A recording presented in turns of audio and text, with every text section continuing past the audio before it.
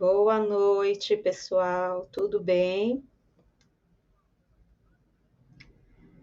Hoje é dia 28 de junho de 2022. Vocês já estão entrando. Vão dizendo aí no chat se tá tudo certo, o som, o vídeo, a imagem, tá tudo certinho. Nosso convidado já está conosco. Daqui a pouquinho eu vou apresentá-lo para vocês. Derville já está conosco. Silvia Cristina diz que já está aguardando. Daqui a pouquinho a gente começa nosso bate-papo, muito importante. Tenho muitas perguntas, muitas curiosidades. Eu acredito que o público aqui também tenha. Então, hoje é uma noite propícia para a gente tirar dúvidas sobre o assunto que a gente já vai conversar aqui. Bom, gente, fazer só mais alguns compartilhamentos e a gente já vai começar. Ok. Pessoal, terça-feira, noite de live aqui no canal. E hoje eu tenho um convidado muito importante. Há anos eu tenho muita curiosidade sobre que questão? Que questão, Silvana, curiosa? A questão das igrejas batistas renovadas. Porque, como eu estava conversando com o nosso convidado, a gente que não faz parte da Igreja Batista, a gente tem uma dificuldade, né? Eu sou membro da Assembleia de Deus desde o meu nascimento, né? Então eu tenho certa dificuldade, porque a gente tende a olhar para as igrejas com nossa lente, né? Então a gente tem essa dificuldade.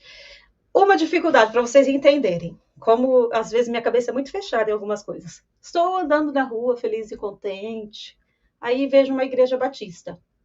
Como eu sei que aquela igreja batista é renovada ou é aquela tradicional? Pela placa, quais as nomenclaturas que tem ali para a gente saber qual que é qual. Ok, é renovada, mas é renovada porque canta hinos mais balançados, porque falam em línguas, tem profecia, revelações, interpretações. Então, quem melhor para tirar as nossas dúvidas do que o nosso convidado de hoje? Pastor Jesus Aparecido dos Santos. Um nome bem sugestivo, viu? É um nome bem religioso. Jesus Aparecido dos Santos. Quem é ele, gente? Ele é o pastor batista e ele é o presidente da Convenção Batista Nacional. Então, ele vai estar aqui conosco. Vou abrir a tela já já para vocês conhecê-lo. E ele vai tirar as nossas dúvidas. Vou abrir a tela aqui, gente. Seja bem-vindo, pastor, ao canal Diário Pentecostal Historiando. Boa noite, pastor. Boa noite, mano. Obrigado. É uma grande alegria poder participar aqui com você deste momento e, como você disse, estou aqui também para compartilhar e também tentar resolver alguma dessas dúvidas e perguntas que surgirem. Muito bem. Pastor, antes da gente entrar na nossa pauta, como eu sempre faço aqui, eu sou muito curiosa. Eu sou Uhum. professora de história Ah, e legal. como eu tenho uma especialização em história e teologia do protestantismo no Brasil também, eu tenho muita curiosidade sobre as denominações evangélicas em geral. E eu também gosto de saber um pouquinho sobre a vida, né, a trajetória ministerial de vida do nosso convidado. Uma breve, Uhum. né, algumas informações. O senhor nasceu num lar cristão ou houve uma conversão posterior? Como que foi esse início da vida mesmo humana e da vida espiritual religiosa? Ok. Eu nasci aqui no interior de Goiás, numa cidade aqui no entorno de Anápolis. Eu moro em Anápolis, Goiás. E nasci em Silvânia, cidadezinha que se chama Silvânia. Fui criado pelos meus pais num catolicismo daqueles que a gente chama de catolicismo popular, de folias, aquelas festas que acontecem nas fazendas, nas roças. Esse foi o meu meio e o meu primeiro contato em termos religiosos. Mas apesar dessa religiosidade, pelo meu próprio nome, dá para ver que minha mãe era bastante religiosa, né? Meu irmão mais velho se chamava Manuel, Verbo, o segundo José, o terceiro que sou eu, Jesus, a minha irmã Isabel e meu irmão João. Então todos seguiam esse padrão, né, de nome religioso. Apesar dessa formação religiosa, nós vivíamos assim num lar muito desestruturado. Minha mãe muito religiosa nessa perspectiva de um catolicismo popular, meu pai já muito voltado para o espiritismo, para as práticas espíritas, e isso trouxe muito sofrimento para todos nós. Há brigas constantes na família, e hoje eu entendo também umas manifestações demoníacas, opressoras. Meu pai logo se enveredou pelo caminho do álcool, e aquilo trouxe muito sofrimento para todos nós. E um dia, quando eu tinha mais ou menos 8 anos de idade, meu pai saiu para trabalhar e nunca mais voltou. Então, minha mãe ficou numa cidade pequena, com 5 crianças pequenas e numa pobreza muito grande. Então, nós sofremos muito, e aquilo trouxe marcas muito profundas. E com 14 anos eu vim para Nápoles para poder trabalhar e estudar. Morava numa república com jovens mais velhos do que eu, e logo essas fraturas, essas marcas, esses machucados começaram a se manifestar. E eu, muito jovem ainda, com aqueles colegas numa república, aprendi só coisa boa, dá para imaginar, né? E comecei a beber muito cedo, e num dia, depois de uma bebedeira muito grande, eu acordei muito mal, aquele rombo dentro da alma, e eu me lembro como se fosse hoje. Eu falei, Deus, se a vida é isso, para mim chegou no fim da linha, não dá mais. Mas se o Senhor é real, e existe um caminho de vida da parte do Senhor, se o Senhor me mostrar, eu vou seguir esse caminho. E um daqueles colegas trabalhavam no hotel e ele trouxe naquela mesma semana um Novo Testamento dos Gideões para a nossa República, e eu comecei a ler aquele Novo Testamento, e o Jesus, que até então era só histórico, ele se tornou vivo, e aquilo começou a incendiar a minha alma. E eu me lembro de 2 Coríntios capítulo 6, né? Ele te ouviu no dia da salvação. Então aquele clamor meu foi ouvido pelo Senhor, e através da leitura do Novo Testamento, no ano de 1980, com 16 anos de idade, eu fui encontrado pelo Senhor Jesus, e aquilo mudou a minha vida, deu um novo rumo, um novo direcionamento para a minha vida, graças a Deus. Amém. E a família, mais alguém, pastor, se converteu ao evangelho? Da minha família, né, materna, no caso, somente eu e minha mãe. Ah, É, é. quando eu fui para o seminário, minha mãe teve uma decepção muito grande comigo por causa disso, né? E eu fui muito, muito triste, muito abatido para Belo Horizonte para estudar no seminário. E Deus, de uma forma sobrenatural, numa divina conspiração, ele mandou lá para nossa cidadezinha um seminarista que foi trabalhar em seu período de estágio numa igreja presbiteriana. E ele conheceu minha mãe e começou a evangelizá-la, discipulá-la, e graças a Deus, minha mãe foi alcançada também pelo Evangelho. Que bênção, glória a Deus. Pastora, eu estava dando uma Amém. olhadinha aqui no currículo do senhor. Sim. Eu vi, na parte ministerial, que o senhor foi integrante, foi presidente da Junta Administrativa de Missões, lá do ano de 2009 até 2016. O que essa junta administrativa de fato faz, pastor? Essa junta administrativa de missões, ela recebe vocacionados já com formação teológica ou não, mas que sentem um chamado para o trabalho transcultural, pregar o evangelho em outras nações, né?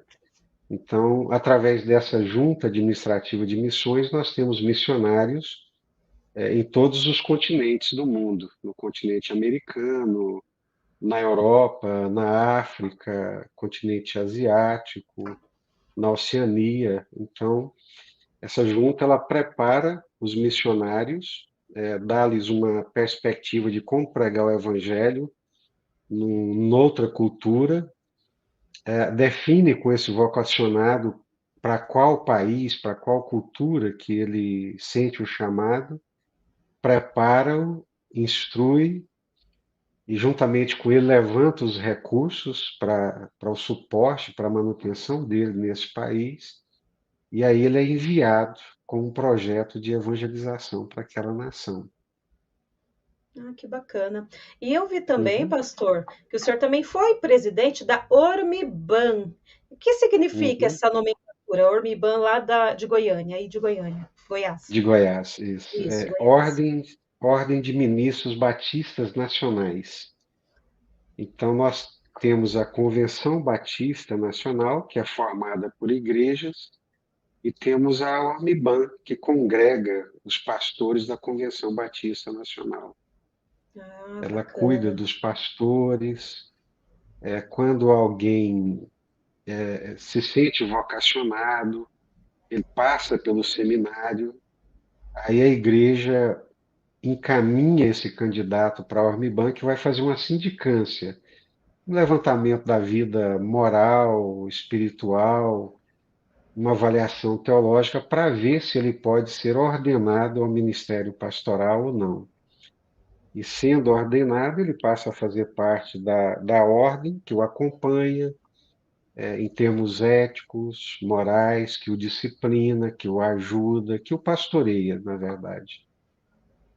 Muito bem. Eu vi também que o pastor, ele foi presidente da Convenção Batista Nacional a nível estadual, lá em Goiás. E agora Isso, ele é presidente a nível nacional, né? Presidente da isso, convenção. Pastor, isso, a gente vai perfeito. vendo a evolução.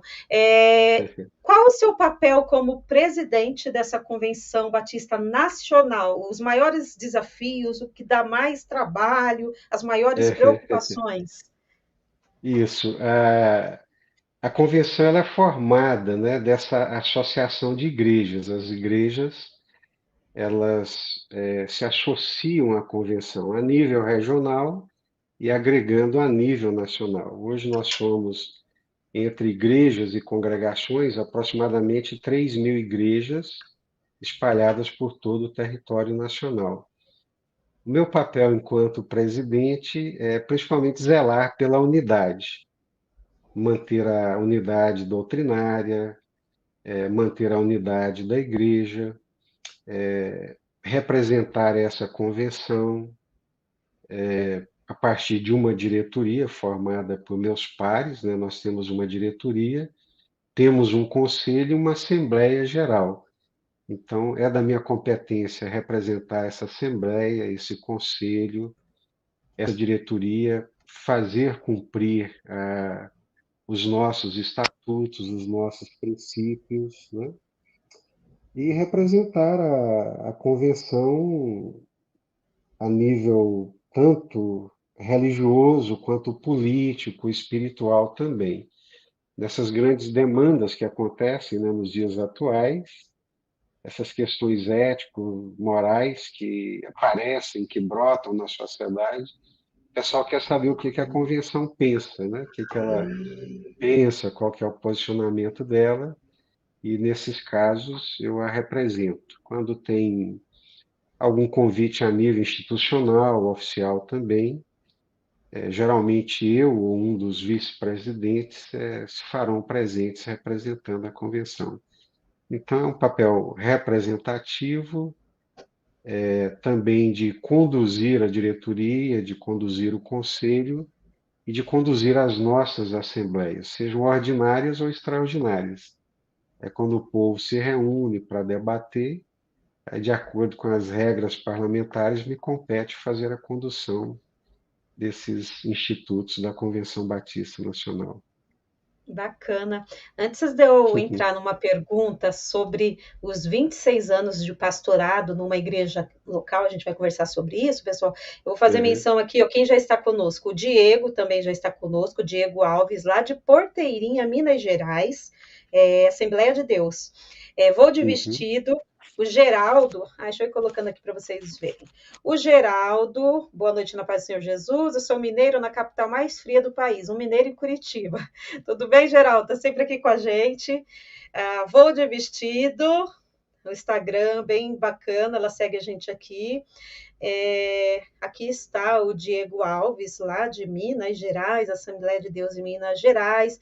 O Ivo Gomes está sempre aqui com a gente também, Pai Senhor Ivo. O Marcondes, Graça e Paz, sou de Alagoas, nossa convenção vai completar 10 anos agora no mês de julho, Convenção Batista Nacional de Alagoas, legal, Marcondes. Osvair também está aqui conosco, o Douglas Santana do Ipanema, Sertão alagoano, ele tinha feito uma pergunta aqui, aí a gente já respondeu, o Marcondes já respondeu. Essa convenção era dirigida pelo amado pastor Ernesto Aglini? É isso mesmo, ele vai falar sobre. Exatamente. Tá ótimo. É isso Pastor, mesmo. então, eu vi que o senhor pastoreia a Igreja Batista Central em Anápolis há Uhum. 26 anos. Antes dela, o senhor pastoreava alguma outra? Não, Essa foi a primeira? Como foi? isso. Eu cheguei na Igreja Batista Central no final de 1982. Já era convertido, havia me convertido num grupo pentecostal independente aqui da cidade e cheguei na Batista Central em 1982. Em 1985, essa mesma igreja me envia para o seminário em Belo Horizonte. Faço a minha formação em Belo Horizonte até final de 88, 89 eu já estou em Anápolis novamente. Em 1995, essa igreja me ordena, o processo batista, como ministro batista nacional. Em 1996, ela me convida para pastoreá-la. Então, esse foi o processo, né? É a primeira igreja que eu pastorei. Nela, praticamente vivi toda a minha vida cristã e agora tenho vivido também toda a minha vida ministerial. Que legal. Pessoal, olha, o pastor de Jesus, ele é mestre em ciências da religião pela PUC Goiás. Ele tem Uhum, pós-graduação em metodologia do ensino superior, ciências, fé e cultura, tem graduação em ciências econômicas, bacharel em teologia, né, pelo Seminário Bíblico Mineiro. E ele também já foi professor universitário na Unievangélica. Essa UEG, pastor, qual universidade é essa? Estadual de Goiás? isso, exatamente. Universidade Estadual Universidade de Goiás. Estadual, isso. E ele deu aula também de hermenêutica jurídica, que bacana, entre Uhum, 2015 e 2017. Pastor, isso. me diz uma coisa, vamos entrar na pauta. Eu fiz Uhum, um vídeo, gente. Eu fiz um vídeo um tempinho atrás, que sou muito curiosa, como vocês sabem, sobre esse movimento de avivamento, uma renovação. Então, como vocês sabem, a Igreja Batista, antes desse movimento, o pessoal conhece mais ou menos a história, não tinha essa questão da atualidade dos dons, falar em línguas, tal. Pastor, na história da Igreja Batista, o início aí, como foi essa questão, esse movimento que começou a surgir, um avivamento uhum. diferente na história dos batistas? Conta pra gente como foi as dificuldades, como foi essa cisão com a Igreja Batista tradicional e quando? Uhum. Isso. Ah, é muito interessante. Você estava falando sobre a história do protestantismo brasileiro, né? E os primeiros missionários, eles chegam no Brasil por volta do ano de 1850. E nessa leva vem os batistas também. Mas é interessante que até 1903, 50 anos depois da chegada do Evangelho no Brasil, a população evangélica brasileira ela era em torno de 3%. Isso começa a mudar a partir do movimento pentecostal, obviamente, com a chegada dos irmãos Daniel Berg e Gunnar Wingre, e também do Luigi Francesconi, né, que veio também, ambos, todos eles imigrantes, Daniel Berg e Gunnar Wingre, imigrantes da Suécia para os Estados Unidos, e Luigi Francesconi, imigrante da Itália para os Estados Unidos, e que são alcançados pelo movimento pentecostal da Rua Azul e vêm parar no Brasil anos 1910 e 1911. É o que nós chamamos da primeira onda do pentecostalismo, né? Seguindo uma linguagem do Paul Freston. O Ricardo Mariano já chama de pentecostalismo clássico. Quando é por volta dos anos 1950, você tem uma segunda onda, o chamado deuteropentecostalismo. O pentecostalismo ele muda a face da fé evangélica no Brasil, né? E na década de 50, esse movimento do Espírito Santo, esse movimento pentecostal, com a urbanização do Brasil, ele cresce, né, e causa um impacto na comunidade evangélica brasileira.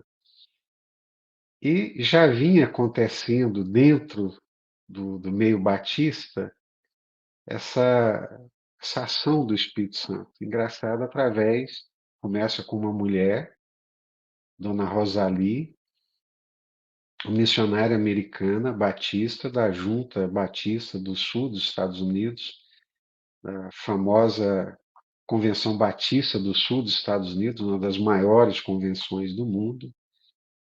E ela, então, tendo lido sobre os grandes avivamentos e percebendo que a única coisa capaz de mudar a realidade espiritual do Brasil seria um avivamento, ela começa, então, a escrever sobre avivamento.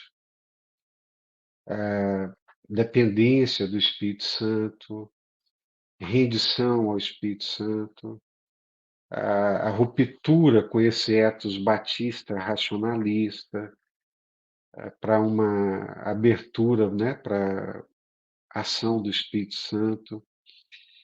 E fazendo isso, ela escreveu 34 folhetos, chamados folhetos de poder. E não eram folhetos para evangelizar, mas eram folhetos para despertar. E esses folhetos foram espalhados pelo Brasil inteiro, pelas igrejas batistas do Brasil. E ela era até então uma voz solitária, né? Que pregava o avivamento, a necessidade de uma dependência do Espírito Santo, escrevia os folhetos, participava de congressos, até que ela teve um contato com o pastor José Rego do Nascimento, que era pastor na Bahia, trocaram informações, ela deu um livro para ele sobre o avivamento, sobre a ação do Espírito Santo, e o pastor José Rego do Nascimento, ele é visitado pelo Espírito Santo um dia no escritório dele, que hoje nós chamamos de batismo no Espírito Santo, né? E a partir dali a vida dele mudou completamente. E ela então consegue um aliado, ela americana, missionária, ela consegue agora um aliado, né, nessa dinâmica do avivamento, do movimento de renovação espiritual, que é um brasileiro extremamente carismático, excelente pregador, e ele sai de Vitória da Conquista, vai para Belo Horizonte para pastorear a Igreja Batista da Lagoinha. E ali, através de programas de rádio, de pregações, né, começa esse movimento a crescer dentro do meio batista. Um grande marco foi uma visita que ele fez ao Seminário do Sul. Os batistas tinham dois seminários, do norte, que era no Recife, e do sul, no Rio de Janeiro. Ele foi convidado para uma série de conferências para os alunos do Seminário do Sul. E fizeram a vigília aquela noite e foi uma confusão santa, né? Deus visitou aqueles alunos, Eles foram batizados com o Espírito Santo, confessaram pecados. Foi uma revolução muito grande, um marco na denominação. E tanto ele quanto Dona Rosalie ficavam insistindo com o pastor Enéas que ele precisava se abrir para a obra do Espírito Santo, para essa dinâmica, né, do movimento de renovação. E o pastor Enéas era muito resistente, muito tradicional, né, muito firmado naqueles conceitos racionalistas, fundamentado na sua formação teológica, muito reconhecida nacionalmente, e ele não aceitava, ele era resistente. Até que um dia no escritório dele, ele acordava muito cedo, 5 horas da manhã, acordou para poder orar, e nas palavras dele, na biografia, diz que naquele dia o teto estava de bronze. E ele começou a buscar o Senhor, falou: Senhor, o que que é isso? O que está acontecendo? Ele ouviu claramente Deus dizendo para ele que ele deveria entregar. Ele falou: mas entregar o que, Senhor? A sua biblioteca. A sua biblioteca é um ídolo. Aí, tá bom, Senhor. Pastor, né? O pastor é apaixonado com seus livros, com a sua biblioteca. E depois Deus pede para ele entregar mais uma coisa, que era a Igreja Batista de Perdizes. Aí ele vai nesse processo de rendição, Deus o visita, aí você tem três vozes marcantes, que é a Dona Rosalie, pastor José Rego do Nascimento e pastor Ernesto Nini, que são esses instrumentos que Deus usa para apresentar ao meio batista o movimento de renovação espiritual.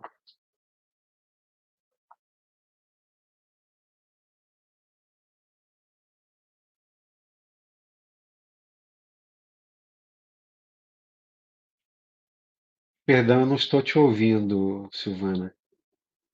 Ai, pastor, desculpe, eu deixei o áudio desligado aqui por conta do Não, sem barulho. Vou problema. repetir a Uhum, pergunta. Pastor, e uhum, como se deu institucionalmente essa adesão ao pentecostalismo, esse uhum. movimento? Quando que surge? Partiu de quem essa nova convenção, a Batista Nacional? Isso. Até a minha dissertação de mestrado foi exatamente nesse tema, que se transformou num livro. Então, eu explico exatamente isso, não numa perspectiva histórica, porque já tinha muita coisa escrita, mas numa perspectiva sociológica desse confronto do ethos batista com o ethos pentecostal. Enquanto falava-se de movimento de renovação, era tolerável, porque falava dos avivamentos, da renovação espiritual e tal. Mas, como eu disse, era a segunda onda do movimento pentecostal no Brasil. E o movimento pentecostal acabou influenciando o movimento de renovação, né? Através dos encontros espirituais que estavam acontecendo em Belo Horizonte, e ali começaram a acontecer manifestações do Espírito Santo, dons de línguas e outras manifestações. E com o passar do tempo, né, eu até falo na minha dissertação, esse ethos batista, que é racionalista, que não admite a parte sensitiva das manifestações, e, então tem um choque, né? E nesse choque gera-se um conflito. E esse conflito ele vai para as nossas assembleias gerais, né?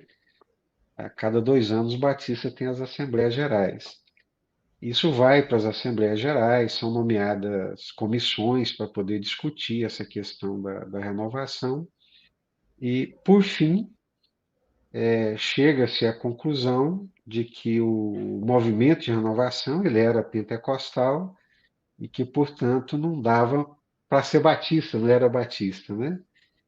E aí decide-se pela exclusão desses líderes e das igrejas que haviam aderido ao movimento de renovação. Então, o pessoal ficou numa situação assim naquela época, muito difícil, porque eles não queriam deixar de ser batistas. Eles amavam ser batistas, os princípios batistas, a democracia batista. Mas os batistas diziam: vocês não são batistas, né? Vocês são pentecostais. Aí os pentecostais viravam para eles e diziam: não, vocês não são pentecostais, né? Porque, principalmente naquela época, tinha os usos e costumes, né? Sim. Então, vocês não são pentecostais, né? Aí gerou-se aquela crise de identidade, que eu conheço muito bem isso. A minha esposa, ela é Nisei. Então, aqui no Brasil, ela é japonesa, mas ela vai para o Japão, chega lá, ela é brasileira, né? Então, não sabe, não sabe o que que é. Então, nessa crise de identidade, formou-se primeiro a AME, Aliança Missionária Evangélica. O pessoal estava escaldado com esse negócio de convenção e não queria saber disso mais.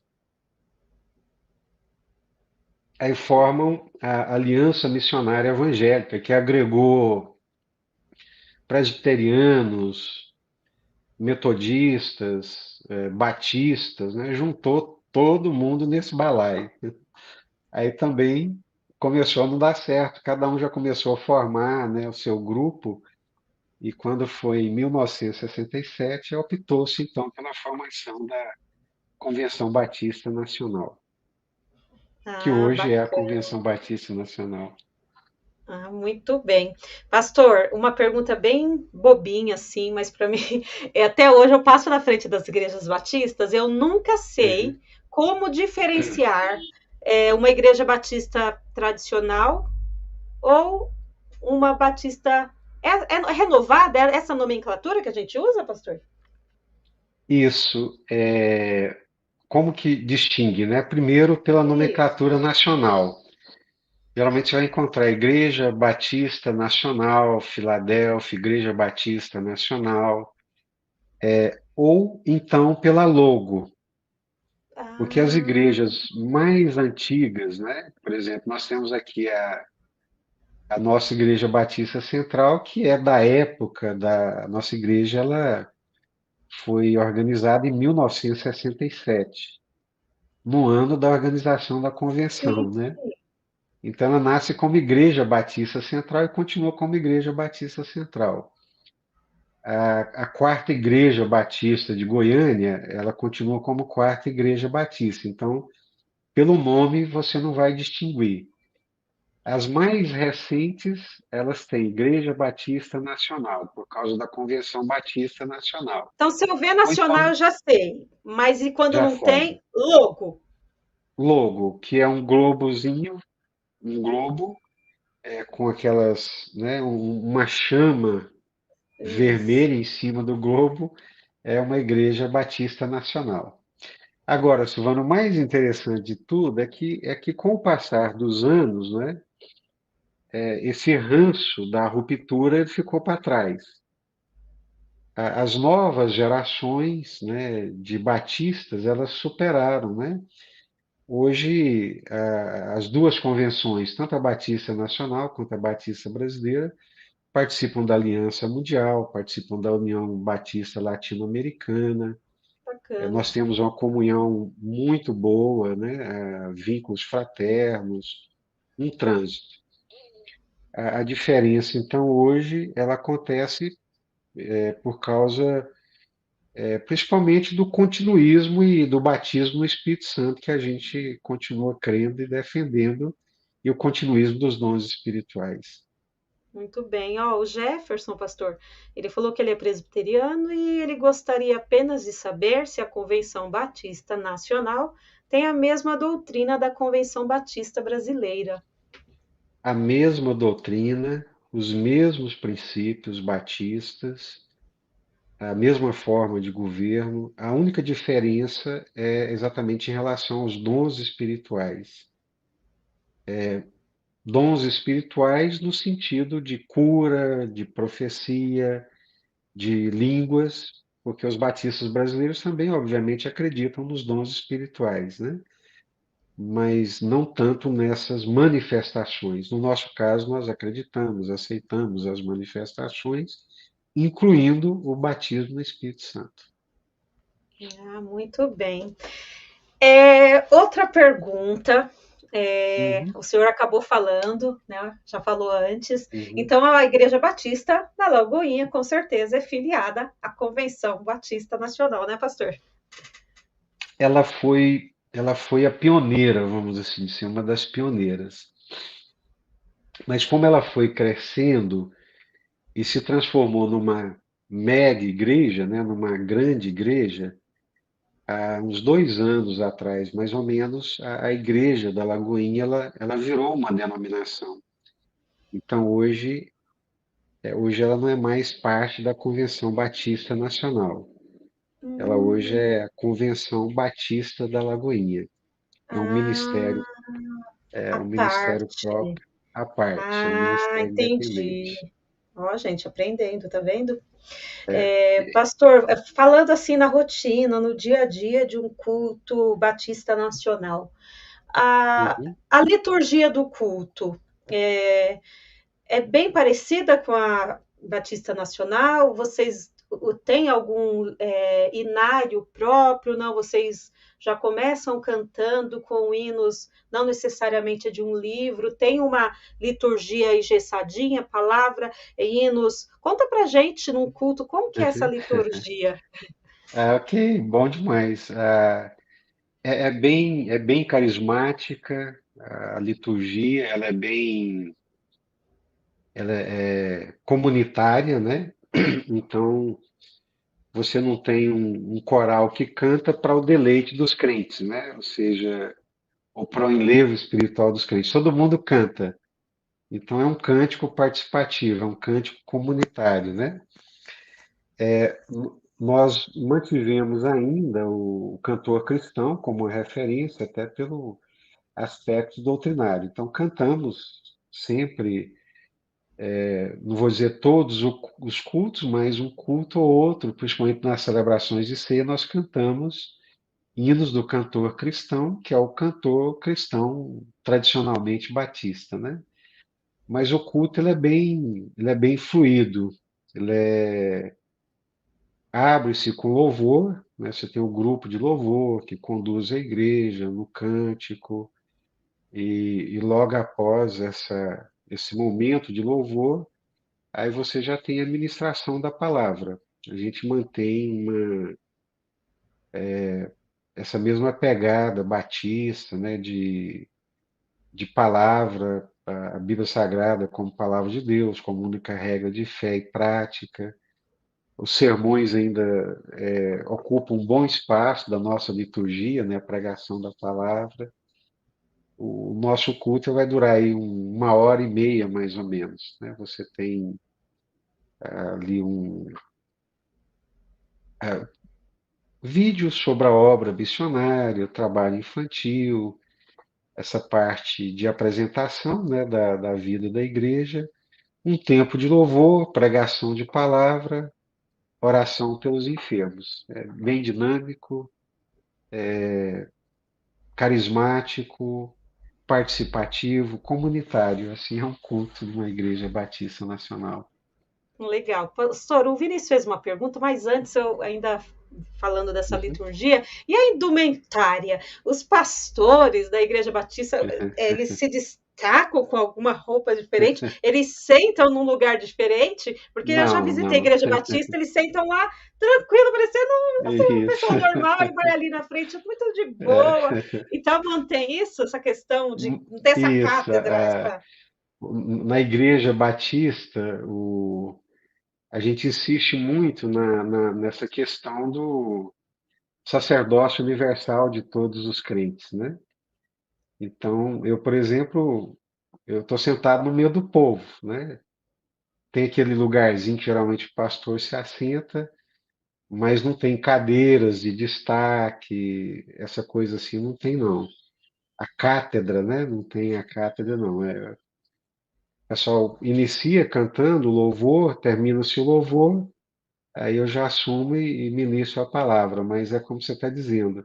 Algumas regiões do Brasil, o pessoal ainda usa terno, gravata, outros somente blazer, outros não usam gravata, nem terno, nem blazer. só camisa mesmo, manga de camisa, é bem tranquilo, é bem light mesmo. Ah, legal. Olha a pergunta do Vinícius, pastor. Gostaria de saber, na visão batista, qual é a tradução da Bíblia que a Batista usa? São Bíblias Almeidas? Quais? Principalmente a revista atualizada. Revista corrigida, revista atualizada e a nova versão internacional.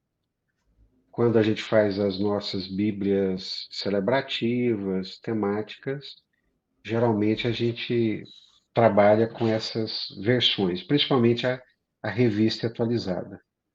Ah, bacana. Ó, o Ivo Gomes, ele está sempre aqui com a gente, ele fez uma pergunta. O ensino de soteriologia nas igrejas ligadas à Batista Nacional é arminiano, é calvinista ou admite ambos?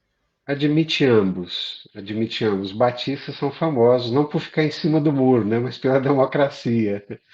Então, o nosso, vamos dizer assim, background histórico, a nossa formação histórica, ela vem da Inglaterra e ela é calvinista.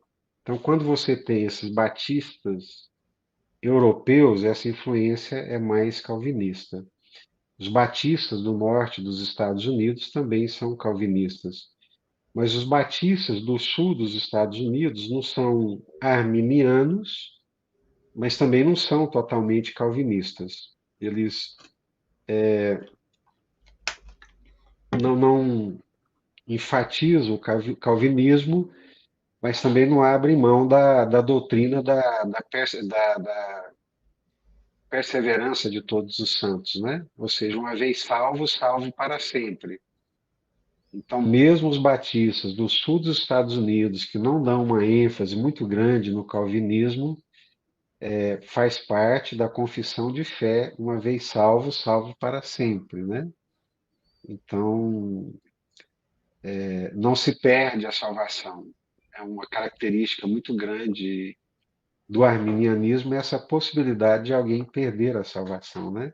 Então, nos batistas, mesmo aqueles que não são calvinistas, né, dos 5 pontos, da tulipa, que não são tão rigorosos, ainda assim eles mantêm uma fundamentação e alguma influência do calvinismo na sua doutrina.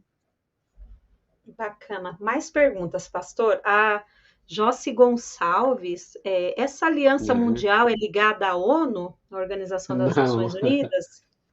não. É uma pergunta que geralmente fazem, né? A Aliança Batista Mundial, ela é uma aliança de convenções batistas, né? Para o apoio mútuo e a evangelização mundial. Então, hoje nós temos na Aliança Batista Mundial umas 150 convenções do mundo inteiro que fazem parte dela, mas não tem ligação nenhuma com a ONU, ligação assim explícita. Não, não tem não. Tá. Pastor, tem outra pergunta aqui. Sempre tem essa Uhum. pergunta para todo mundo que vem aqui, tá, pastor? A convenção coloca Aham. algum Não, tranquilo. obstáculo ao exercício ministerial ou membresia de irmãos que também são membros de sociedades chamadas de secretas? Tanto a convenção quanto as nossas igrejas, nos seus estatutos, isso vem muito explícito nos nossos estatutos, a não admissão na participação de sociedades secretas, nem para os seus membros e muito menos para o ministério. Então, isso é muito claro para as igrejas batistas nacionais. Muito bem. Pastor, outra pergunta interessante, agora é a minha. Uhum. Quais os tipos de cultos que tem? Porque ó, na minha igreja eu tenho um culto de quarta-feira, um culto sexta-feira de ensino, domingo culto da família, aí tem escola dominical, Santa Ceia, né, a ceia do Senhor, uma vez no mês, culto de Uhum. jovens, culto de adolescentes. E nas igrejas batistas nacionais, quais tipos de cultos, de eventos que tem? Uhum. As igrejas batistas, de um modo geral, elas têm também culto de mocidade, culto de adolescentes.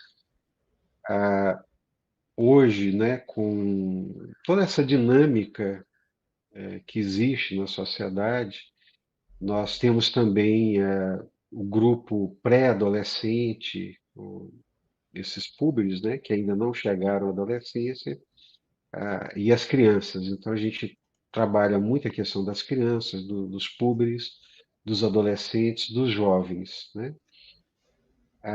Os nossos cultos, a gente não tem aquele culto de doutrina, aquele culto de oração, não. A gente tem vigílias, mas esporadicamente, em alguns casos, semanalmente, vai de igreja para igreja. As igrejas batistas, elas têm uma característica muito interessante, que a gente chama de autonomia das igrejas. Então, nós temos vínculos de princípios e de doutrina, mas na parte da sistemática cotidiana de cada igreja é muito livre, muito independente. Então, no nosso caso específico aqui da Batista Central, nós temos na sexta-feira o culto dos adolescentes, temos no sábado o culto dos jovens, domingo de manhã escola dominical com culto, domingo à noite o culto. E durante a semana nós nos reunimos em pequenos grupos nas casas. Então, essa é a vida da igreja, né?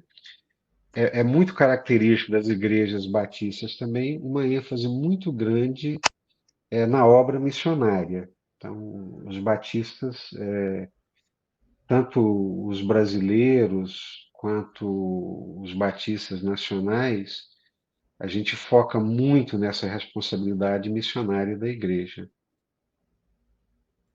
Pastor, os batistas, né, tradicionais têm um forte naquela questão social também, além dos estudos, né, bíblicos. Isso. A Convenção Batista Nacional mantém esse perfil? Mantém a Igreja Batista Nacional, ela tem essa ênfase muito grande a gente chama a missão da igreja, né, que é tanto a evangelização, quanto também nesses aspectos dos trabalhos sociais. Então, isso é muito forte no perfil das igrejas batistas de um modo geral.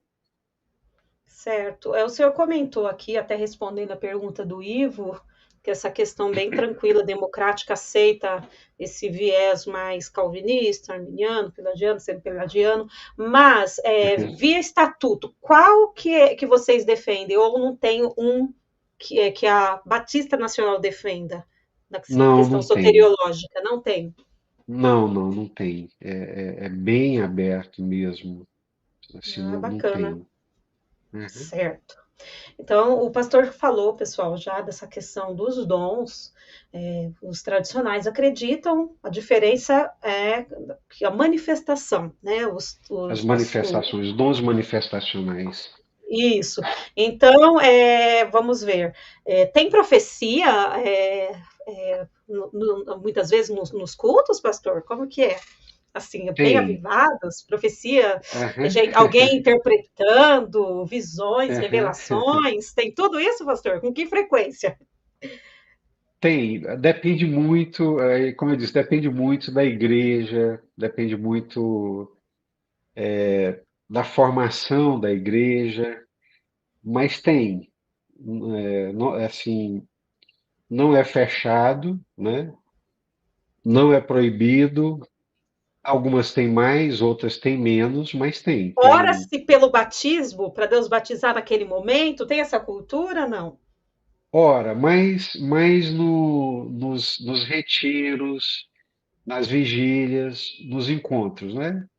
Nos cultos públicos, a gente mantém mais aquela perspectiva paulina de 1 Coríntios capítulo 14, levando em conta que você tem gente de todos os matizes, né? Para ninguém ficar perdido, né? Ou achar que a gente está tendo uma histeria coletiva. Então, nos cultos, nos cultos públicos, né? Acontece, tem, e não tem problema nenhum, a gente lida com isso, mas como a gente recebe também muitos visitantes, aí a gente procura trabalhar mais essa questão da busca dos dons, dos carismas, mais nas vigílias, nas reuniões de orações, de um modo geral, Concordo, pastor, porque quem tá de fora, gente, dá uma vergonha né? alheia, porque o povo não tá no mesmo espírito ali, tipo assim, meu Deus, que horror! Eu sempre pensei isso desde pequeno, coitado do povo que não entende isso, deve achar que, ó, É, interessante, pastor, deixar essa é, ordem, essa decência, é saber, verdade, né, o momento. Já entra aqui exato, a na pergunta gente, do Vinícius Duarte, pastor. Ele pergunta como aham, que a Convenção Batista enxerga os dons de 1 de Coríntios 12, se debaixo de ordem e decência. O senhor lembra dessa passagem isso. acerca dos dons espirituais? Lembro, Não quero com os irmãos? E lembro, aí, pastor? lembro. Sim, São os dons de manifestações, né, ali de 1 Coríntios capítulo 12, os 9 dons, né? É que eu estou dizendo, nós aceitamos, nós somos continuistas, nós achamos que esses dons não foram apenas para o período apostólico, mas nós cremos que eles continuam vivos e ativos para todos os períodos da igreja, incluindo esse período de hoje, né? É até muito interessante, né, o pessoal perguntar, e eu me sinto à vontade de compartilhar. Meu sogro, como eu estava dizendo para vocês, meu sogro infelizmente faleceu, japonês, chegou ao Brasil com 25 anos de idade, falava muito mal português, falava mais o japonês, um português muito tosco, né?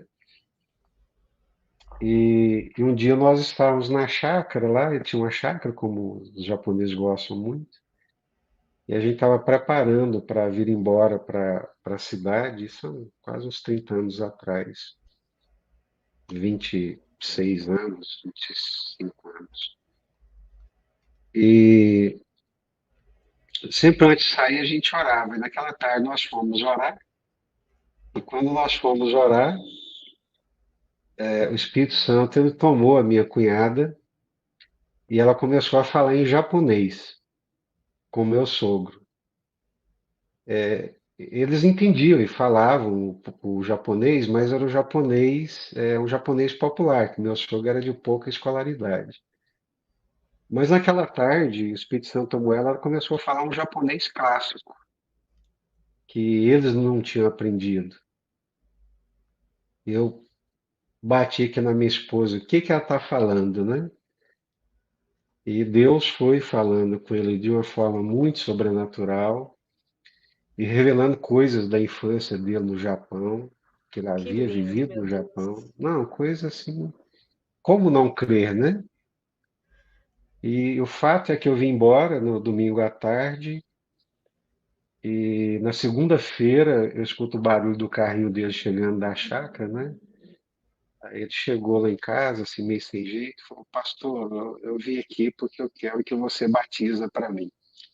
Ou seja, ele chegou dizendo que eu queria ser batizado, né? Foi um milagre, foi uma coisa assim Que lindo, gente. sobrenatural, sobrenatural. Não tinha outra forma dele ser alcançado. Foi algo de Deus. Então, é como não crer nesses eventos, nessas manifestações, Tem né? como, né? E, claro, e curas também, né? Quantas curas, né? Quantos eventos sobrenaturais. Graças a Deus por isso, né? Amém. Ó, o Diego fez uma pergunta importante. Ó, temos visto Uhum. grandes escândalos envolvendo pastores com a política, mormente, o ex-ministro da Educação, né, como a gente já viu aí. A pergunta dele: como a Convenção Batista Nacional enxerga o envolvimento político da igreja? Qual a opinião do senhor? Interessante sua Minha, pergunta, minha Diego. opinião, e por princípio batista também, é um princípio batista do não envolvimento de igreja com Estado, né? Uma separação da igreja do Estado, até porque os batistas sofreram muitas perseguições políticas e quando eles se estabelecem nos Estados Unidos, se estabelecem como regra essa distinção de poderes. O poder público, a vocação pública é tão digna quanto a vocação ministerial, sacerdotal, mas são esferas diferentes. A política, a igreja. Esse é o princípio bíblico perdão, um princípio batista, né? É um princípio fundamental com outros do batista, separação igreja e Estado. Regra geral, as nossas igrejas, com raríssimas exceções, de algumas mega igrejas, né, que nas megas igrejas, grandes igrejas, os pastores eles acabam assumindo uma posição mais independente, mais individualizada, mas regra geral, a Convenção Batista Nacional procura manter essa linha bem separadinha entre igreja e Estado. Embora entendendo também como o princípio da autonomia das igrejas, ou seja, cada igreja ela possui também autonomia, mas como regra geral prevalece o princípio. Agora, para a CBN, né, enquanto CBN, instituição CBN, isso faz parte de uma votação nossa em assembleia, né? A CBN ela não apoia nenhum partido político, nenhum político em específico, ela não aceita nas suas assembleias, nas suas reuniões, participação de político, de política partidária, e também não aceita nas suas reuniões, congressos, eventos, cantores, pregadores que cobram cachês. Isso é ponto pacífico para nós. Que lindo, 10 para a Convenção Batista Nacional. Muito bem, muito ótimo. Pode continuar, pastor. Já, nessa questão já ok? Tranquilo, ok. Tá. Ó, o Jefferson, ele até uma pergunta interessante que está na nossa pauta. Uhum, A Convenção Batista Nacional é adepta ao movimento de células? Aí a gente já aproveita e já faz aqui, ó. Ele sabendo que isso. G12 cooperou para o movimento pentecostal dentro das igrejas tradicionais, como o pastor Uhum. entende a presença do G12 nas igrejas batistas? Isso. Há que se fazer uma distinção entre o movimento de células e o movimento G12, né? Sim. O movimento de células ele antecede o movimento G12. No Brasil, o movimento de células chega pelo Ralph Neighbor, dos Estados Unidos, pastor Robert Lai, de Curitiba, que começa a trabalhar essa questão dos grupos de células com o G5, né? E quando é por volta do ano 2000 é que acontece o G12. Então, o G12 ele é mais abrangente do que o movimento de células, porque o G12 ele traz no seu bojo alguns componentes, né, que não fazem parte do movimento de células, como o movimento apostólico, a empoderação da liderança, a utilização de alguns elementos da psicologia, né? Então, o G12 ele tem toda essa amplitude, né? Que se encaixa muito mais no movimento neopentecostal do que propriamente no movimento pentecostal. Então, o movimento de células antecede o G12. Tanto as igrejas batistas brasileiras quanto batistas nacionais trabalham com o movimento de células e trabalham assim numa perspectiva de crescimento, de evangelização e de avanço da igreja nesse mundo pós-moderno. Mas nem todas aderiram ao G12 por causa desses componentes, principalmente de empoderamento de uma liderança. Porque no G12 a pessoa ela passa a ser ter a cobertura, né, de um líder, Isso. né, de um líder espiritual. Então, essa perspectiva do G12 ela não é muito bem aceita pelos batistas, embora algumas igrejas batistas tenham aderido ao movimento, né? Mas é, é muito mais bem aceito, foi muito mais bem aceito o movimento de células, enquanto movimento de células, do que propriamente o movimento G12.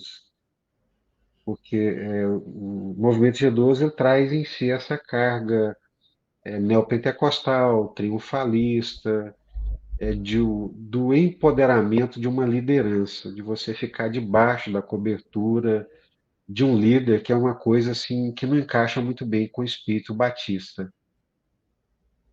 Muito bem. O Pastor, espírito sim, batista é mais esse do universal dos sacerdócio de tempos. todos os santos, sacerdócio Ah, muito universal de bem. todos os santos, né? Pastor, numa igreja local, vamos pensar assim, na igreja do Ok, Senhor, quais os cargos ok. que tem? Tem pastor, tem diácono, quais os cargos de liderança assim que tem? Isso. Os batistas, de um modo geral, eles reconhecem apenas dois ofícios na igreja, que é o pastor e o diácono. Na interpretação batista, o bispo, o episcopo, o presbítero e o pastor são a mesma pessoa. São nomes distintos para a mesma função. Então, nós só temos pastores e diáconos. Certo. E qual a função específica do diácono? Porque um diácono na Igreja Batista pode exercer alguma função diferente da função, no caso da Assembleia de Deus. Então, no dia a dia mesmo, qual é a função? Ok. É bem a bíblica mesmo? Outras É a funções? bíblica. É a Pastor, fala para bíblica. É a gente. bíblica. A função do diácono, no caso das igrejas batistas, além de servir a ceia, né, como é comum em todas as igrejas, é cuidar dos órfãos, das viúvas, é exercer a diaconia, né, é exercer o serviço de socorro. Então, mesmo que a gente não tenha esse oficial diácono, nós vamos ter o ministério da diaconia. Então, que vai ser exercido por irmãs, né, que vão ser designados pela igreja para poder cuidar dos pobres, dos necessitados, aquele que precisa de um remédio, de uma cesta básica, do hospital, né? Então, essa é a diaconia, esse é o trabalho da diaconia. Aquele, aquele apenas o cargo sem o exercício da diaconia tem ficado cada vez mais raro nas igrejas batistas. A gente não tem trabalhado tanto o cargo, mas muito mais o ministério da diaconia, cuidar das viúvas, cuidar dos órfãos, cuidar dos necessitados, socorrer aqueles que precisam. Então, isso tem sido, vamos dizer assim, no atual momento, a tônica das igrejas batistas. Ah, interessante. Pastor, eu trouxe aqui, esses tempo atrás, um Uhum. presbiteriano, ele estava explicando essa questão da prestação de contas. Nas igrejas batistas nacionais, quem é que cuida dessa questão financeira? São os presbíteros ou são os pastores? Porque no caso, a Assembleia de Deus são os pastores, né, que tomam Isso. conta com os seus tesoureiros. E na Batista, fica a cargo de quem? Dos diáconos, dos Isso. pastores? Não, não. Na Igreja Batista você tem uma diretoria. Nessa diretoria vai ter lá os tesoureiros, né? Essa diretoria é eleita pela igreja, elege-se pela igreja. O pastor mesmo, o pastor da igreja, no meu caso, eu sou pastor titular, sou pastor presidente, mas eu não pego no dinheiro, não movimento o dinheiro da igreja. Isso fica a cargo da tesouraria, coordenada, né, pela diretoria, os tesoureiros que são coordenados pela diretoria, e a diretoria que é coordenada, observada e que presta contas à Assembleia da Igreja. Então, existe uma prestação de contas. Todo membro pode acessar via aplicativo, né, os depósitos que ele fez, ele tem acesso a isso. Os relatórios são expostos publicamente. E qualquer membro pode pedir conta, pode pedir uma prestação de contas, sendo que essa prestação de contas ela é feita em assembleia também. Ah, muito bem. O pastor, essa questão de governo eclesiástico, então também segue como o governo eclesiástico congregacional das batistas tradicionais? É o O congregacional? mesmo governo, é o mesmo governo, é o governo congregacional, uma democracia direta. A Assembleia é o poder máximo da igreja. E as igrejas batistas elas são autônomas, né? Para elas serem autônomas, elas precisam dessa participação da congregação, né? Então, todo crente ele tem direito à voz, tem direito a voto. Nós estamos agora mais cuidadosos um pouco na questão da disciplina. Então, a disciplina hoje a gente instaura um processo, né? Instaura todo um processo que é tratado a nível de um conselho disciplinar. Resolve-se isso um processo de amplo direito de defesa, né? Então, ninguém é exposto, a pessoa não é exposta sem que ela tenha passado por um processo de se defender, de reconhecer. É uma coisa assim bem séria, sabe? A gente tem muita cautela e muito temor quanto a isso, né? Mas regra geral é a Assembleia. A Assembleia elas tomam as decisões. Tá, bem na prática, um exemplo, pastor. Então, quer dizer, o senhor, como pastor ali da Igreja Central, Batista Central de Anápolis, não pode chegar lá e falar assim, ó, Isso. eu não quero mais esses bancos de madeira, não, vou colocar cadeiras almofadadas. Deixa eu lá falar, ó, compra as cadeiras. Não é assim que funciona? Não Não, pode? nem pensar. Nem Conta como pensar, que é, pastor, então. mesmo com 26 anos de ministério, criado na igreja, né? De jeito nenhum, a gente não faz isso. Batista não faz isso de forma alguma. Nós reunimos a diretoria, né? Fala, a gente está precisando mudar esses bancos de maneira, porque já não está atendendo mais, o pessoal está reclamando. Então a diretoria reúne, ok, pastor, vamos então mudar os bancos para cadeiras. Então tá bom. Então convoca-se a assembleia, aí você tem que fazer a convocação de acordo com o estatuto, 10 dias úteis da convocação e com a pauta, né? Quem vem para a reunião tem que saber o que vai ser apresentado, e você não pode mudar a pauta ou apresentar a pauta de última hora. Então, pastor, presidente da Igreja Batista Central, no uso das suas atribuições, convoca para daqui 10 dias a Assembleia da Igreja Batista Central para trocar os bancos de madeira por poltronas. Aí você convoca o dia, a hora, publica-se a pauta, tanto fisicamente quanto nas mídias sociais. Aí o pessoal vem, né, parlamentarmente, você apresenta a proposta vinda da diretoria, queridos irmãos, estamos aqui reunidos porque a diretoria acha por bem trocar esses bancos, queremos colocar cadeiras, o custo das cadeiras vai ser tanto, e o que vocês acham? Aí começa a discussão. Eu acho que não devia trocar, porque os bancos ainda estão bons. Para que trocar? Né? Que vaidade é essa, né? Aí vai. Pastor, mas chega ao limite, chega ao extremo, não é uma crítica, não, interessante. Não, Vamos supor, tranquilo, tranquilo. é parede. Até a Aham. cor ser definida ou não? Nem tanto, menos, Silvia. Na cor a gente decide ali só o irmão que foi lá comprar tinta, ou não. Isso também é discutido em assembleia, até uma cor da parede de fora, externa. Perdão, eu não peguei houve uma Tá. intervenção, senhor, me Tá. perdoe.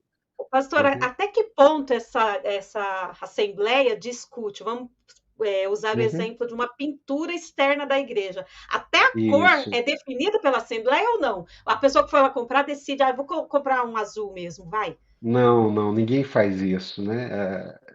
Geralmente a gente tem comissões também, né? Nós agora fizemos um templo novo, a gente construiu um templo novo.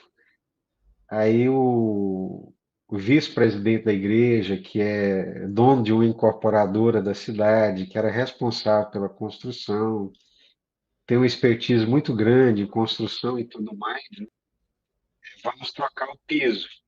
Ele chamou as arquitetas da igreja, ouviu as opiniões de cada uma delas, chegaram num consenso, aí trouxeram esse consenso para a igreja.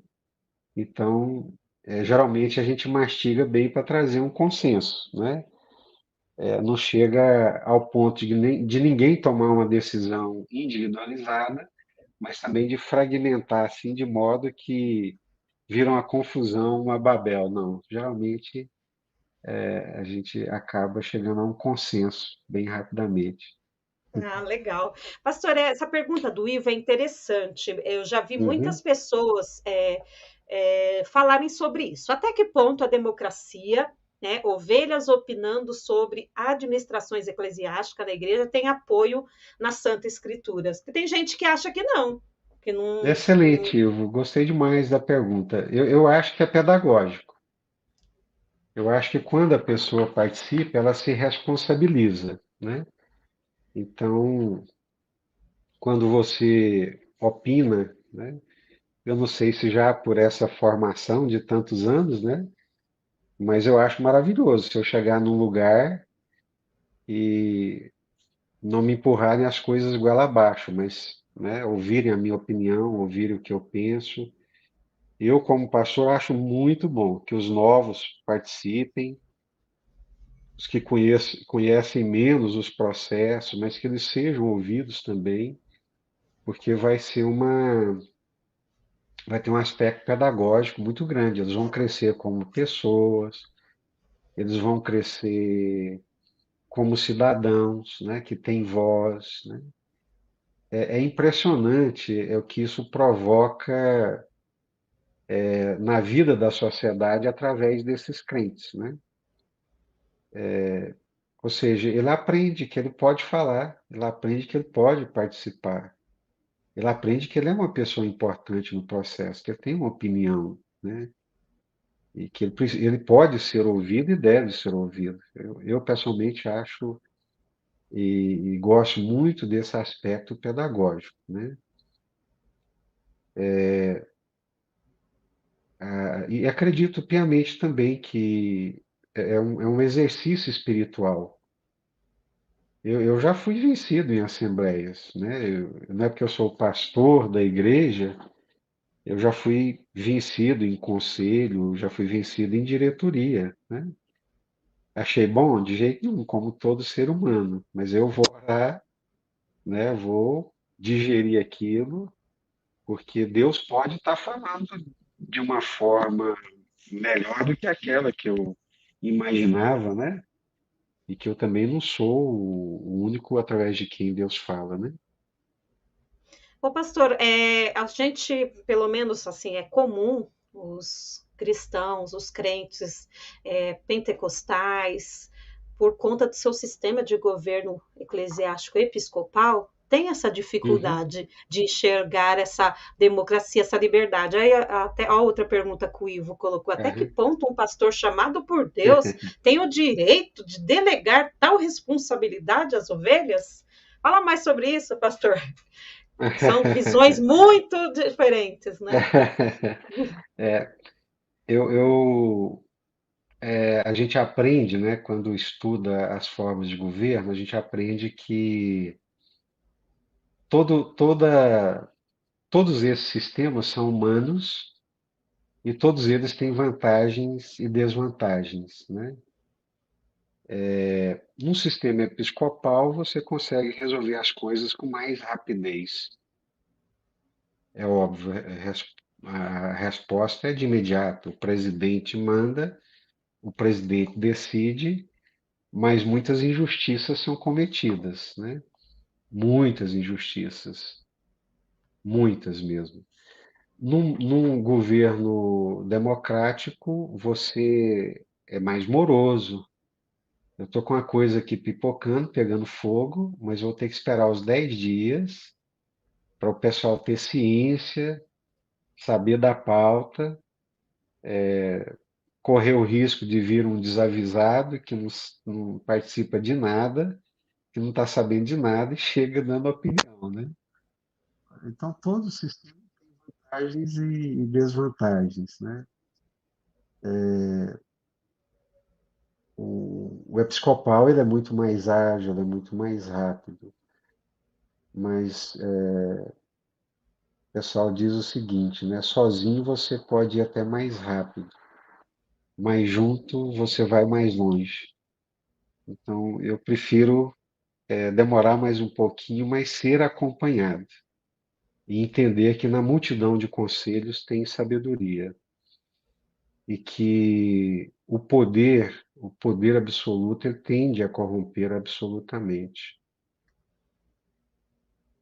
Muito bem, concordo, pastor. Pastor, qual o papel da mulher nas igrejas batistas nacionais, tanto a nível lá comum, né, e na Uhum. diretoria, no ministério, tem essa que a mulher tem que ficar calada, não pode exercer cargos mais de liderança, não tem? Como que é a visão do papel da mulher nas igrejas batistas nacionais? Isso. É interessante, né, que o movimento de renovação espiritual começa por uma mulher, que é a Dona Rosalie. Então a gente já tem uma dívida muito grande com as mulheres nesse aspecto. Domingo próximo passado à noite, eu lembrava que Lucas capítulo 8, versículo 1, diz que o ministério de Jesus era sustentado pelas mulheres que o acompanhavam, né? Então, as mulheres elas têm um papel muito relevante na igreja, nas igrejas batistas nacionais. Elas participam da mesa diretora nacional, elas participam da Assembleia como delegadas, votando, sendo votada, elas são professoras de seminários, têm toda essa participação. Há uns 20 anos atrás, nós tivemos uma grande discussão que quase provocou um racha na convenção, que foi a questão da ordenação da mulher ao ministério pastoral, né? Então, a gente ainda continua com isso sobre a mesa. Como as igrejas são autônomas, qual que foi a via que nós encontramos, né? Cada igreja é autônoma. Então, a igreja ela tem na sua assembleia, na sua congregação, ela tem ela tem essa autonomia. Então, se a igreja entender que deve ordenar para ela, a igreja, uma mulher como pastora, ela pode, desde que essa mulher não seja a responsável pela doutrina e pelo ensino da igreja. Ela pode ser uma pastora, auxiliar, mas não deve ser a principal, a mentora, a líder, a responsável pela condução da igreja. Então, foi uma via que nós encontramos, né? Elas são ordenadas a nível de igreja local por causa do princípio batista de autonomia das igrejas, mas ressalvado esse posicionamento. Mas não é uma coisa ainda bem resolvida.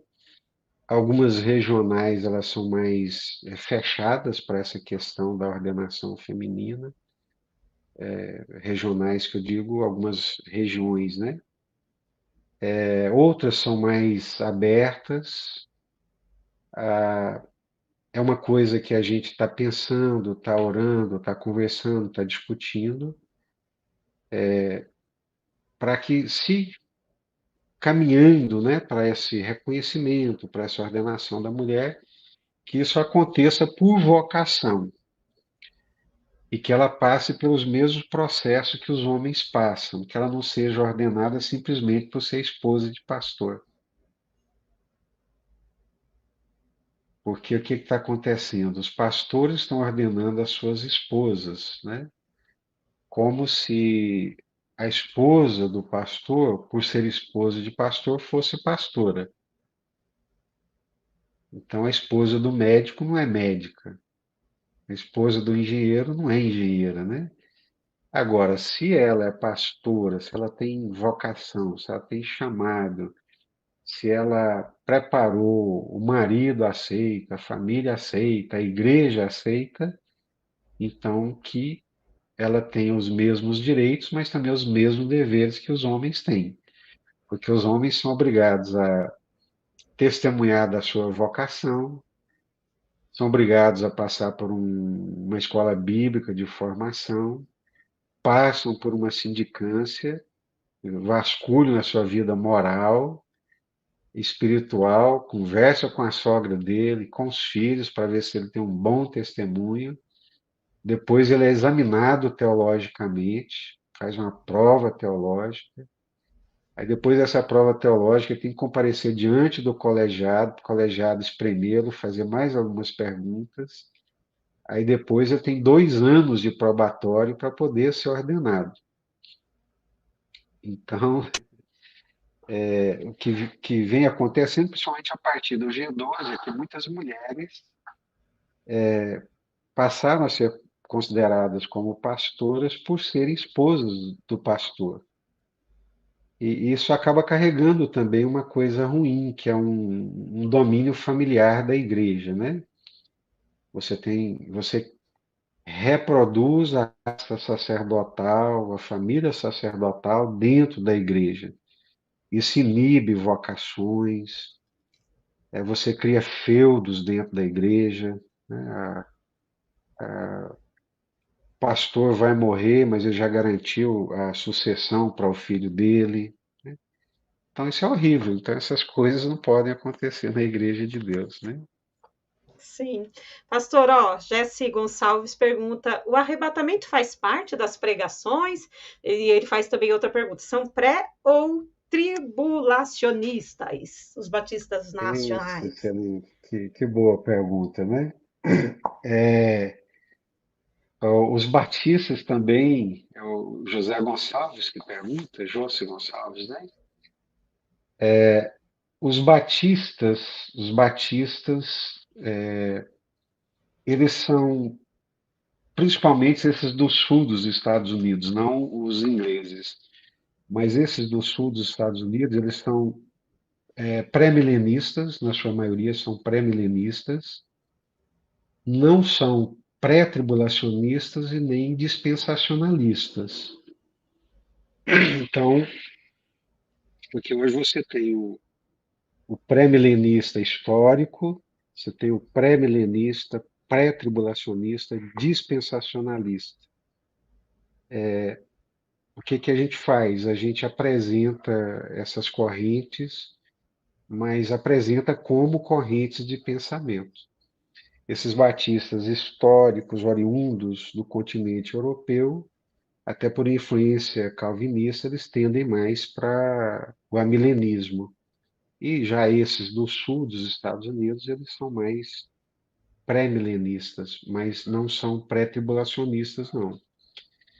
A gente não descarta a possibilidade da igreja passar pela tribulação, entendendo que o juízo começa pela própria casa, né? E, pastor, pelo menos na igreja que o senhor pastoreia, qual é a frequência de falar da pregação ser sobre o arrebatamento, a volta de Cristo, o retorno de Cristo? Porque a gente cada vez vê menos, né, essa abordagem É, sobre esse assunto. Tem uma frequência é boa, não? muito boa, muito boa. A esperança, né, a expectativa, a esperança certa da implantação do reino de Deus é uma que vem o seu reino, né? Então essa expectativa é muito forte. Maranata, hora vem, Senhor Jesus. Então essa pregação é muito recorrente, né? Sim. É muito presente na celebração da ceia, praticamente toda a celebração da ceia, não somente a nossa, mas as igrejas batistas de um modo geral anunciam a morte do Senhor até que ele venha, né? Então isso é muito forte.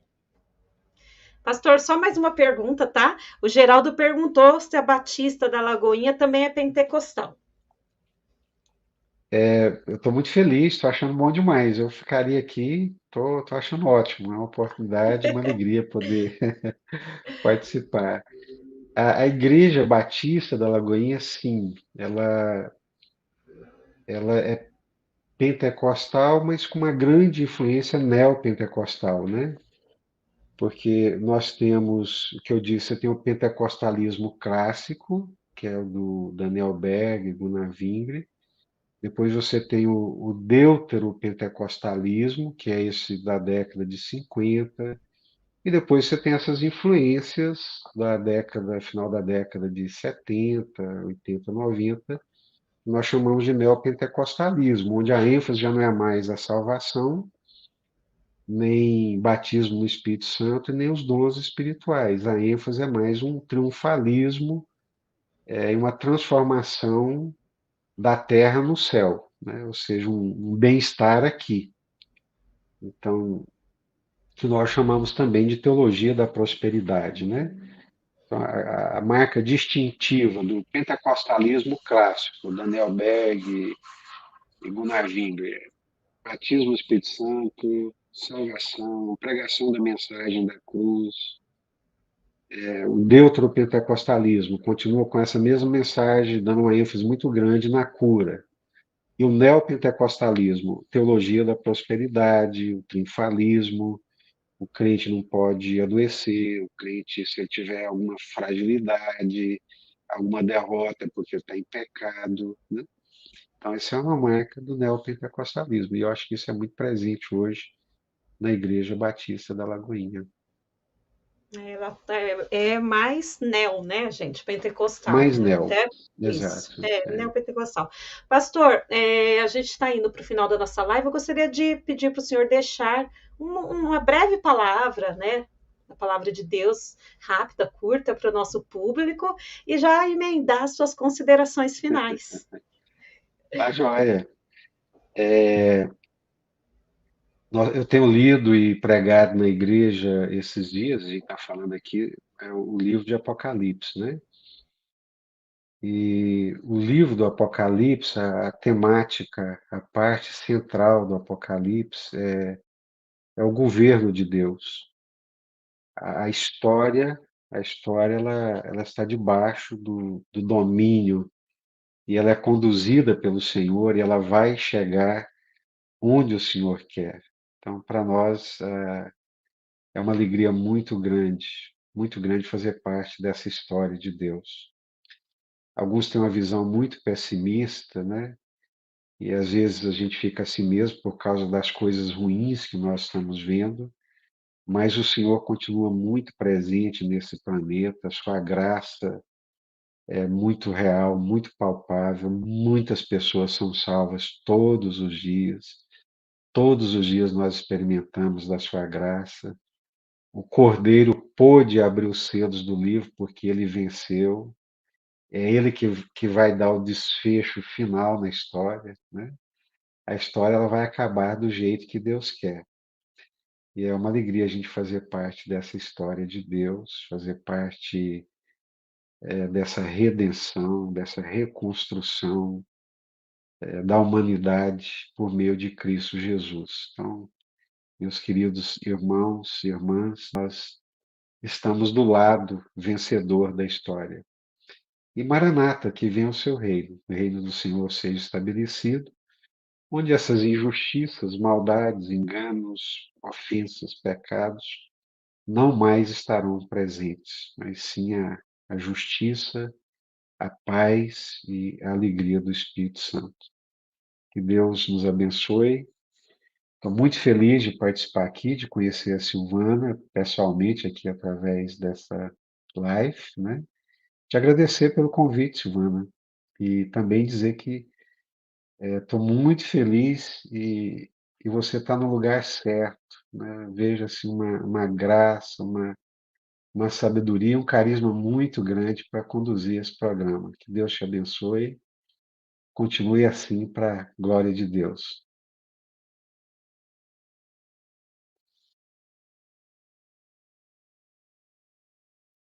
Acho que seu áudio está fechado. Pessoal, muito obrigada, pastor. Eu deixei o Instagram do pastor, tá? Jesus Aparecido, e o Instagram da Convenção Batista Nacional na descrição do vídeo. Então, vocês É, já entram lá, clica, já vai cair direto lá, e vocês vão seguindo o pastor, a Convenção Batista Nacional. Pastor, muito obrigada. Me, assim, abriu o horizonte, eu consegui compreender muitas coisas, muitas dúvidas, curiosidades foram sanadas aqui. Sou encantada, porque eu já uhum. admiro a instituição batista. E Batista, guardando toda aquela tradição e renovada, pentecostal, gente, isso é Né? uma bênção do céu, gente. É para ser uma Senhor bênção, é amado, verdade. se um dia eu for expulsa da minha, eu vou para a Batista renovada. Seja muito bem-vinda. Obrigada, Deus te abençoe, pastor. Muita alegria Amém. mesmo. Obrigada Obrigado. por Obrigado, Fernando. disponibilizar esse tempo aqui com a gente. Eu agradeço também o pessoal que esteve aqui com a gente, participando no chat, ou não, mas esteve aqui com a gente. Deus abençoe. Terça-feira que vem tem live de novo. Vou receber o escritor Jair para falar sobre a Assembleia de Deus de Abreu e Lima. Por que separou? Qual foi o motivo? A gente vai conversar sobre, tá, gente? Uma boa noite, na paz do Senhor Jesus. Fiquem com Deus. Muito obrigada, pastor, mais uma vez e até a semana que vem. Fiquem com Deus, pessoal. Amém. Tchau, tchau. Tchau, Obrigado. tchau. Porque nada podemos contra a verdade, senão pela verdade. Segunda carta aos Coríntios 13:8. Se você gostou do conteúdo deste vídeo, se inscreva no canal, deixe o seu joinha, compartilhe e ative o sininho para receber do YouTube as notificações dos novos vídeos.